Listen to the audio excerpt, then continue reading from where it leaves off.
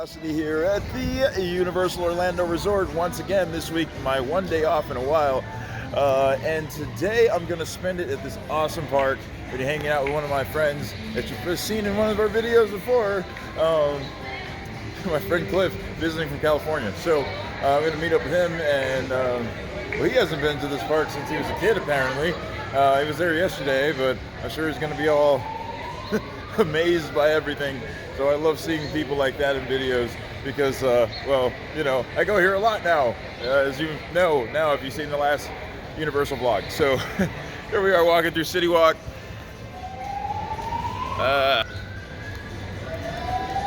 Nice place. Check the wait times.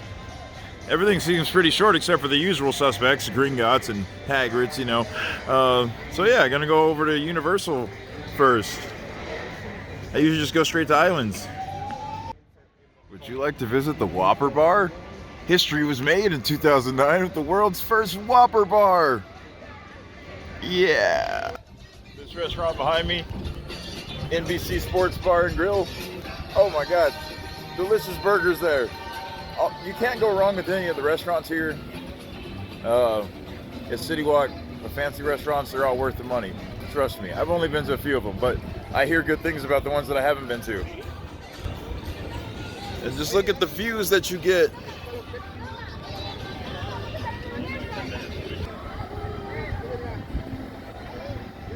Alright, after a quick stop at the guest services, because last time I was here, I tried to hand my friend my pass on Velocicoaster to keep it safe. And she dropped it, so it landed on the floor, and then I had to keep my foot on the pass the entire time riding Velocicoaster in the back. And I managed to save the pass, but when I took my foot off of it, it fell barcode side down, so it got all scratched up so it wouldn't scan anymore.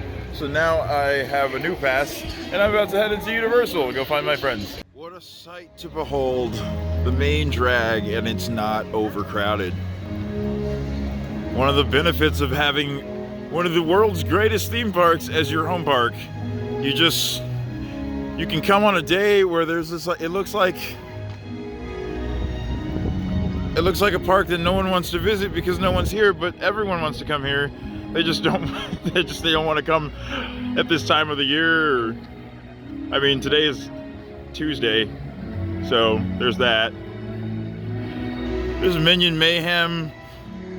I rode this once. It was kind of cool. It's not really worth waiting 25 minutes for, though. Yeah, and then rode Shrek 4D. Well, rode Shrek 4D. It's a 4D theater, and it's quite ancient, and it's kind of dated. It was really cool, though. It wasn't as dated as you think. I'd say that is worth the wait for it. But yeah, I love this park. It's interesting because, you know, the original one is a movie studio that they built a park, and then this one is a park themed to a movie studio. So they get away with hiding the rides inside of sound stages and all that, and it gives it that movie studio look without being an actual. I think they do film movies here occasionally, but it's not really a functioning studio like the Hollywood one is. Definitely a much better park though. And there's Rocket, which gets way too much hate in the coaster community because it's awesome, especially in the back. It's a little shaky, but the airtime is pretty good in the back. No one really talks about that. All those block sections that they complain about, they give you airtime. So that's always cool. There's Transformers. Ooh, a little crowded down there. But we're heading over to Mummy. That's where everyone is. Can't wait to see the main drag, but you've been sitting in the car and it's been a long ride and you really have to use the restroom. Jimmy Fallon, right on the side right here, in front of this awesome view with the palm trees and a non-inverted loop for Rip Ride Rocket. Right along the side there. You can make your pit stop and then go on and continue this way or this way to the oh, there's Jimmy Fallon or the Mummy. That's where we're going. God, it's a pigeon. I don't really see a whole lot of these things around here in Florida. You usually see the American ibis. They're kind of like Florida's pigeon or seagull or whatever. Hey, buddy. This was a cool store for Halloween Horror Nights. I wonder what they have in here now. Nothing. That's what they have in here. Nothing. Honestly, this isn't really far off from like those old style entrance doors in the giant Macy's in Midtown. Pretty cool. Because we're in old-timey New York. See, it's a theme park. It has themed lands. Oh, would you look who it is? Found out something interesting. Cliff found out you can use your ID for the lockers. Yeah, I use my California ID just to get to the lockers. Yeah. I mean, it takes a little while to kind of like, anything that has a barcode ID, I guess. I don't know if I just gave away like my social security or something. It's like important. Yes, if you want his identity, there you go. No. Yeah, no, that's cool. So if you don't have your pass with you or whatever, you can use your ID. I didn't know that. Cliff's first time. Go inside. I mentioned, I would like, it took me a minute to realize, oh, it's probably an entrance. It's not my limited knowledge of the stuff. But Right. Yeah. It just, I mean, for appearance's sake, it just looks like a bunch of random Harry Potter stuff around, and then...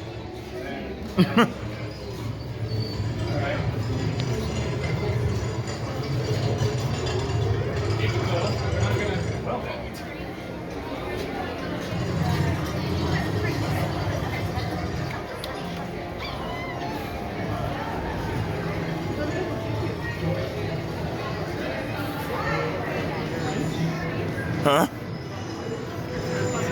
So, what do you think? Well, yeah, that's it doesn't make love transfer into a different world all of a sudden. Right?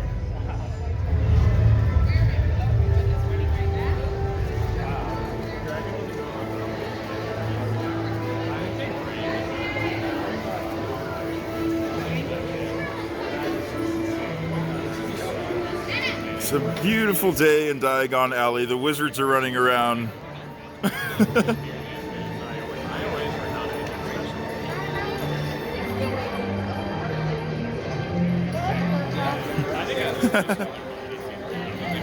Oh, they've got the Christmas stuff up. I haven't seen this yet.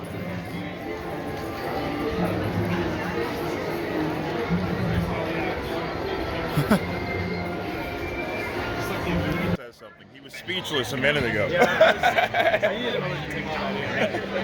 You're just gonna completely transport it to a new world. It's Oh yeah. It's like an entire themed land just hidden away behind a wall. You won't even know it's here. It took me a second to like, because like when we walked through the wall, like I had to like look back and be like, wait a minute, like you're on a lake for 1 minute and just kind of hanging out what seems very casual, and then Yeah. you're in a movie. There's more to see though. In here. It's really dark in here though. Nocturne Alley. I love this area, but it's like super dark in here.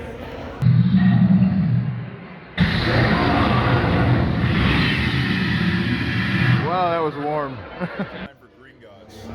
Have you been on this yet? No, it's my first time. I haven't been in this area in a long time because I always go up single rider. But yeah, we're gonna go get to look at the queue, like from the actual standby queue, unlike last video. So this is a really good ride. I only know like one surprise just because I've read about it. But like it's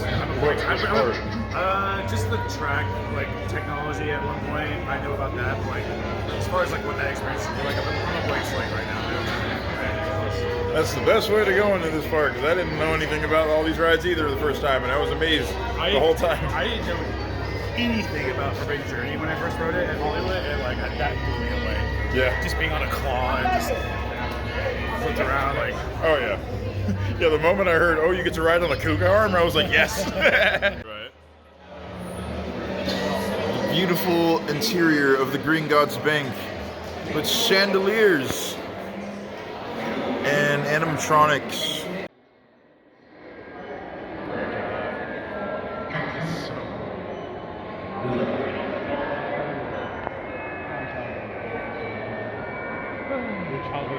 Your way to the security office, where your Gringotts identification photo will be taken. Then, go directly to the office at the end of the corridor. From there, you will be escorted to the vaults. Well, that's all. Hey Cliff, you want to break into the vault? I don't know, do you think it has candy in there? If it's like butterbeer candy, I'll bring my finest blowtorch out. Oh yes.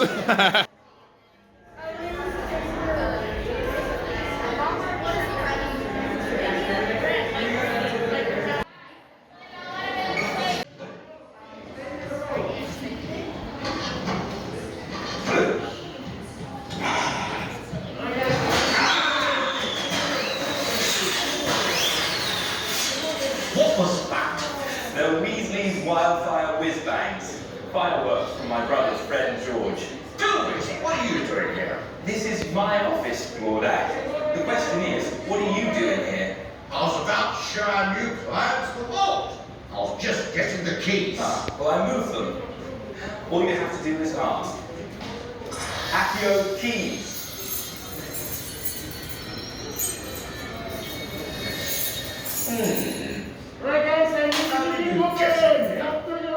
See, Well, don't let me keep you from your tour. I just need to pick up a few things and I'll be on my way. You haven't seen me. Actually, if you don't mind, I'll join you on your tour. We can all leave together. I'll meet you at your cars. well, what are we talking about? Well, let's get moving. Now, listen to me. The passage to your left will take you to a pair of lifts. The lifts will take you down to the cart station. There you'll board a cart for the journey to the vault beneath the Gringotts. We'll see you down there. Flash photography, classy. You clear off now. My patience is running thin.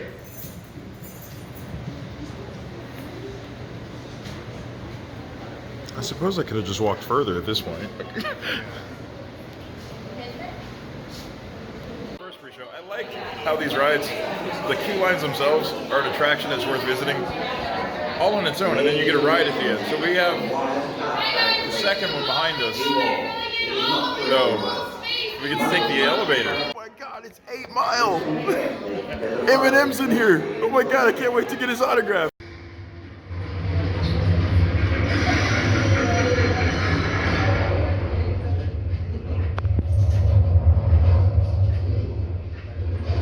So if you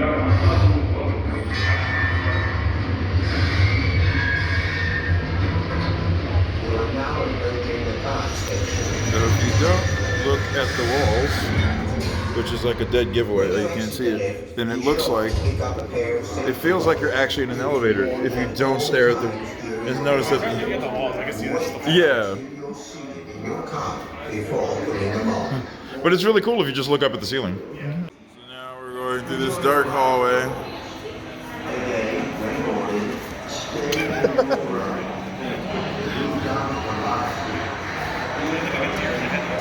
And I was trying not to sight it in your eyes. Full GP and forgot to grab my glasses because I'm usually in the single rider line. This ceiling though, really cool. Yeah, I mean, obviously, not crazy. It's like a recent shows. So, what'd you think? I love that ride. It's still like just one of the best rides ever, honestly. Oh yeah. It's like a full package. It does it so well. Oh yeah. It's not the best coaster. It's not the best like food experience, but timing. Yeah. It just does so much stuff and it does it like amazingly well. Cliff was smiling, so I looked over. You said you liked this more than Forbidden Journey, though? I like the narration and storytelling wise. Like it's actually like I find it far more thrilling than like Forbidden Journey. I like Forbidden Journey like the thrill, like the forces and like being on a robotic arm. I find that like a lot more appealing than this. Like this is like just like intermittently like thrilling, like getting like launched and tilted around and spinning and whatnot. But like you know, Forbidden Journey is like back to back to back to back. Oh yeah. This is like you can't stop. And you still have like a lot of really great effects too. Yeah. I wouldn't say like nuanced. I think nuanced is a good way to like describe anything at this point. Until you like actually look at like things like this. But like, I mean, I guess comparatively or in relation, like this has more nuances compared to Forbidden Journey. Yeah. Yeah, it does. There's like a lot going on. This ride never gets old. I love I always love practical sets, so that combined with 3D is really cool. And obviously, it being a roller coaster is also really cool. It's not the best roller coaster, but I mean, it's still really fun. Like the tilt track at the beginning will catch you off guard, just like drops you into the thing. And I love how the end when you go through the screen, and then even the movie actually like moves towards it, like it moves like it creates a bigger sensation of speed than you're actually getting on the ride. So it's really cool. I don't know. It's a fun little ride. It's why the line's always an hour, because it's so good. Everyone loves it. For riding this later, Men in Black's really cool, but it always has a line. We're not riding Simpsons. Don't forget to keep the pug. 10,000 points. The what? You ever seen Men in Black? Yeah. You remember Frank the pug? Yeah. Little dog? He's on the newsstand. If you shoot him, you get 10,000 points. Oh, okay. I did not know that. Also, if you shoot your own vehicle when you It spins. you get 50,000 points. Oh yeah. Starts on your own thing. Oh, see, I didn't know you got points for it. I always shoot it because it makes it spin. It's like so much fun. Yeah. And of course, you're like a typical Florida park. It has a big old lake in the middle. I love this lake. The sun's coming out. It's a beautiful day. You got London over there, and San Francisco, and New York, and then Hollywood's that way. Such a small world, right, Cliff? Yeah, it usually takes me like 5 hours to drive from Hollywood to San Francisco, so it's kind of nice to be able to just walk there. I don't know. I should have shot a POV, I guess, but I guess the other version doesn't have this ending scene because Cliff wasn't very familiar with it when you are kind of like on the alien planet. That was really cool. No, it's got some nice sets in there. For it be such an old ride, it's held up pretty well. But it's a weird ride. No, it's really cool. That's cute. Maybe you remind me that I really loved the movie when I was a kid. Oh, yeah, I've never seen the movie. Oh, it's so cute. Oh. Well, see, there you go. I guess even though you don't have to be familiar with the IP, it probably helps. It's like with Harry Potter or Star Wars. It just gets really weird. There's a lot that happens in the ride that's definitely not in the movie at all. Oh. And especially when you start going to the planet, because you never see the planet in the movie, which is kind of the best part about it. Ah. Yeah. It just gets kind of like weird LSD trip after a while. So then I think there was a point that Gino was like, "Oh, this is kind of weird." Right. It's very dated, but you know, it's charming too. I can see why they still keep it here. Right. At the end, he's like, "Goodbye, friend," and he sounds like he's got like one of those voice things. Yeah. Anyway, we're gonna go see the Stoma? Is that what you're like the thing you put in your Goodbye, friend. Yeah, Yeah, that's what he sounds like. Yeah. Not that I'm making fun of people or anything. Please don't cancel me. Anyway, we're off to see the Bourne Stuntacular, which is awesome. We are at the Bourne Stuntacular. Awesome show. It uses a mixture of it's like augmented reality. So you have the movie is being projected, and you have the actor, and you have the physical sets, and they change the sets like throughout the show. It's insane, and it's like a must-do attraction here. So I'm glad Cliff is getting to experience it because, yeah, it's like a real life video game almost. Velocicoaster. Stuff from the movie. 245. You kind of have to be familiar with the movies to understand some of this stuff. These are like various iconic scenes and characters, and they also have the car from the chase scene and the bike and everything.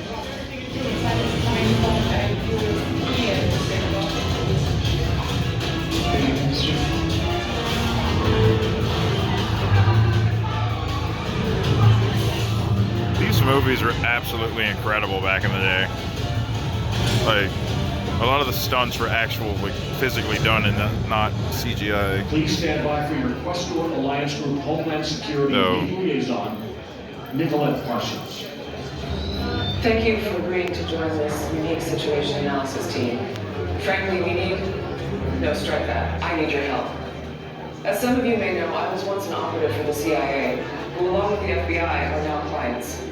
During that time, I crossed paths with a man named David Webb. You probably already know of him by his company codename, Jason Bourne. As you have passed all security checks and have clearance for this data, allow me to remind you of who, or more importantly, what exactly Jason Bourne is. He was recruited out of Army Special Forces into a clandestine program called Treadstone. This was all to create an elite squad of perfect secret assassins, immune to emotional conflict, incapable of questioning orders, put out into the world as sleeper agents, waiting for a code word to wake them up and give them their next target. I know. What could go wrong? Jason Bourne was the perfect soldier, until he wasn't. After years of unqualified successes, he failed a mission and disappeared. We now understand that when he resurfaced, he suffered from profound amnesia. I don't know about that picture, I don't know who I am! But he retained his program-enhanced intellect and his physical training, including mixed martial arts like Jeet Kune Do and Kali. Ultimately, he came to recover some of his memory, only to discover, unfortunately, that his own government had turned on him. You're U.S. government property. You're a malfunctioning $30 million weapon. You've tortured yourself for a long time now, Jason. You don't know the truth about what they did to you. It's complicated. Right now, for instance, Jason believes I'm dead, and it's best for all concerned if he keeps on believing that. There may have been a time when he trusted me, at least as much as he can trust anyone. That's the trouble with spies. We all lie for a living. As for Jason, he can't afford to trust any of us. I can't say I blame him. After all, from his point of view, wherever he goes, he uncovers a vast web of complex government conspiracies. Jason Bourne is still out there. I, personally, need to keep my distance. However, my new employer has developed enhanced surveillance. This prototype observation and evaluation room uses a new protocol for enhanced virtual surveillance. Once you enter the facility, you'll see what I'm talking about. For all intents and purposes, you will be right there, live, following Jason Bourne wherever he goes, as he encounters danger, traverses various locations, even advances through time zones. Our EVS technology will be piggybacking onto the new Op Center at Langley. Part of what we need you to observe and evaluate today is that center, and the new section head there, Director Andrea Dixon. She says she's making it her mission to bring Bourne in alive. I'd like to believe her. We'll see. And the task will not be easy, for he is a modern ninja, the epitome of deadly stealth. Jason Bourne at any time might be John Michael Caine, Gilberto Do Piento, Foma Kinyev, or a host of other aliases. He's physically unremarkable. Average height, weight, and body type. Wearing generic clothing in a large crowd, he might as well be invisible. Depending on locale, he prefers to wear a simple t-shirt, hoodie, or jacket, trying not to call attention to himself. Which also means he rarely carries a firearm. The Bourne Stuntacular. He loved it. Yeah, it's such an impressive blend of like theatrics and technology. And, I mean, it's easy to nitpick because when you expect so much perfection, you see so many beautifully done like elements in like this dance between technology and acting, like executed so well. And like other points, you're just like, oh man, like the bad things really do stand out. Yeah, there's a couple of corny parts, but for the most part, it's like absolutely incredible. Yeah, that's an amazing show. They pitch it to as like the most technologically advanced like universal attraction. It's like it kind of shows. Oh yeah. Like, there's nothing. I've never seen anything like it. I think it's amazing. It's something like you have to do. Like even like this being my home park is like it's like something I'll take the time to see the show if I can. This actually looks a lot like the actual Hollywood Walk of Fame. Oh my god, I look like a tourist taking pictures of the ground, like real people in the Walk of Fame. It's like your first time going through this park, right? Yes. And so what you think? There's so many things that can do so much better. I mean, if you go to like really quality parks, like I had to rep it today. Oh wait, that's my belly. Sorry. Enchanted Forest. Yep, Enchanted Forest. Repping the real ones out here. Yeah, you'll see the difference is just too wide, man. Like US isn't a uniform. Right. And that's sad. sad attempt. See so much money just wasted. And it's so sad that you have to go back to the other one when you leave. And I get to keep this one. Because even he agrees that this one is like... This is an advertisement. Yeah. It's like when you go to Magic Kingdom and then you go to Disneyland and you're like, oh, this is the real Magic Kingdom in California. Yeah, say it's the opposite here. Is he's been, I think, you've been to Hollywood like more times than I have. 3 times total in my life. I went twice this year, and the first time I went this year was the first time I've been in 20 years. So a lot of this is feeling very fresh to me, in my adult life. That being said, I think the only benefit that I get out of like Hollywood Universal Studios is that it's an actual studio. Yeah. For the most part, In some ways, I think this one's even cooler because it's like a theme park themed to a studio, so they can really make it like, like almost to the point of being cheesy, but not really, And and then they can hide all the rides and sound stages and just like they don't even have to try. It's like, and it makes it look like a real studio, which I think is really cool. But yeah, I went to Universal Hollywood in sometime between 2010 and 2013 once, and I hated it. And I was surprised that I actually liked this one. So yeah. I mean, Hollywood Horror Nights this year was pretty dismal. Like I even ranked that like the lowest haunt event I went to this year out of the 5 I went to, and like that's saying a lot because so many people like praise Hollywood Horror Nights. So like I can't imagine what it'd be like here. Oh, it was nothing short of incredible here. Oh my God. Wow. Yeah. I had a frequent fear pass and everything. Yeah. Anyway, we're going to Islands. And my arm's getting tired from holding up the camera. Alright guys, thanks for making it all the way to the end of the video.